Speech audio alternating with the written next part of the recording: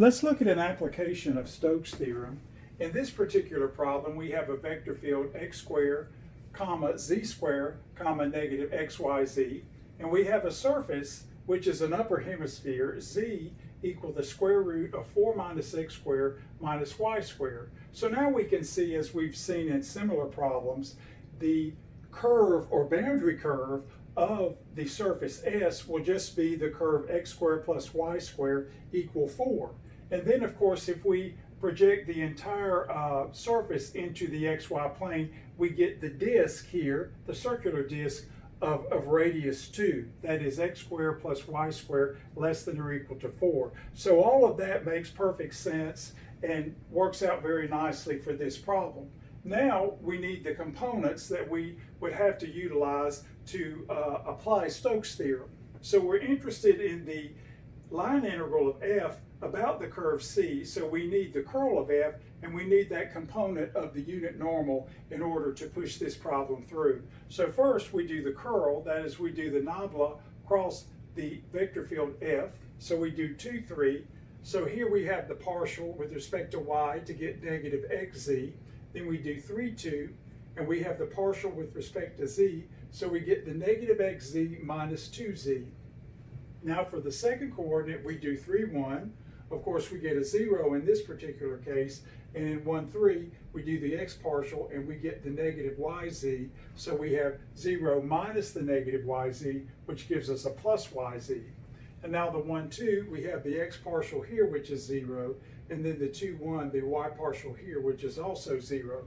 So in this particular case, we get a curl of negative xz minus 2z, comma yz, comma 0. Now, of course, we need the component of the unit normal that we need for our calculation. So we have the negative zx, the negative zy, and the 1. But of course, we've done this computation many times before. Notice when we apply the chain rule and then apply the negative, we get the x over the square root of 4 minus x squared minus y squared, and a parallel computation. Again, we have the negative that's made negative, so we get the y divided by the square root of 4 minus x squared minus y squared, and of course the 1 that comes in from our computation.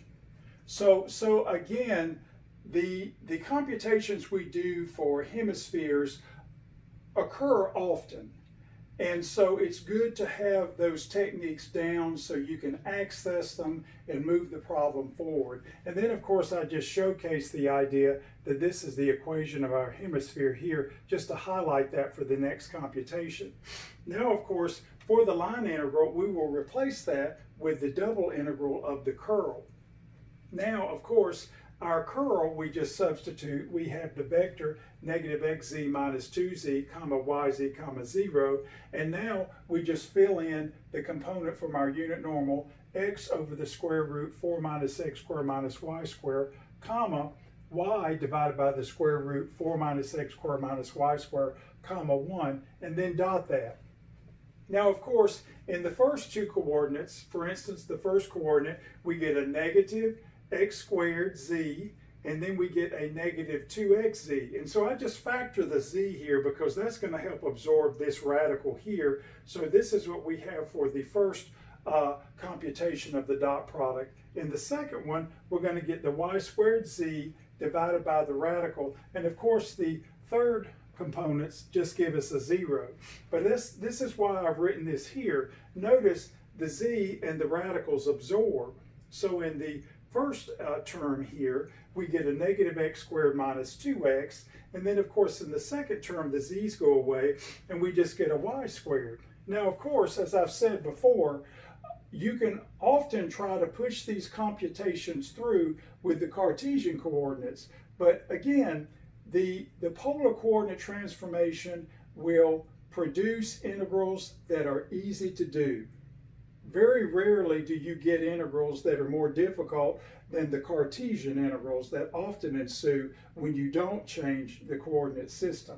So what we're going to do, since we have this nice circular symmetry, is we'll have our limits of integration 0 to 2 pi, and of course our radius will run from 0 to 2, and we'll just make the following transformation of coordinates. So the x squared with the negative will become negative r squared cosine squared. And of course, negative 2x is a negative 2r cosine theta.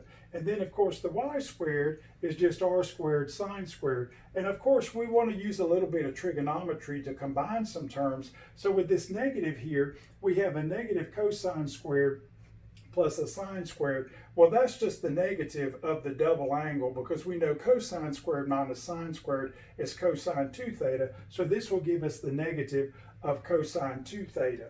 So that simplifies things. And then of course this term is just by itself. So now we're going to go ahead and multiply by the r. So that'll give us a negative r cubed cosine 2 theta minus a 2r squared cosine theta. So these integrals with respect to r are really simple.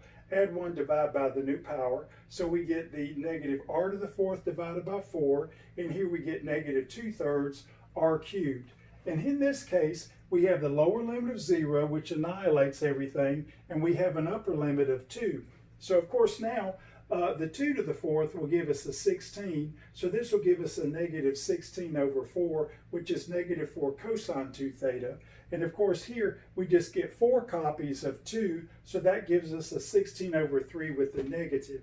And now, again, very simple trig integrals. We know that the antiderivative of cosine is the positive sign, but of course here we need a 2 d theta. We don't have that, so we'll have to divide the negative 4 by 2 to get negative 4 over 2 sine 2 theta. And here, no problem, we'll just have a negative 16/3 sine theta. Now, of course, we know these integrals are 0, but I had a little room here, so I went ahead and wrote it out. If we evaluate sine 2 theta at 2 pi and 0, we get the same values, namely 0. Even if they weren't 0, the integrals would still be 0. So in the first case, we just get the negative 2 sine 4 theta minus sine of 0. And in the second case, we have negative 16 over 3, and then we have sine 2 theta minus sine of 0. And of course, the final result is 0. So again, working with the circular symmetry, we often find that a change of coordinates is more of your friend than a hindrance, because oftentimes you can actually come upon Cartesian integrals which require much more work. No problem in doing that, but when we have the alternative to switch to a more favorable coordinate system, we should do that. And we are done.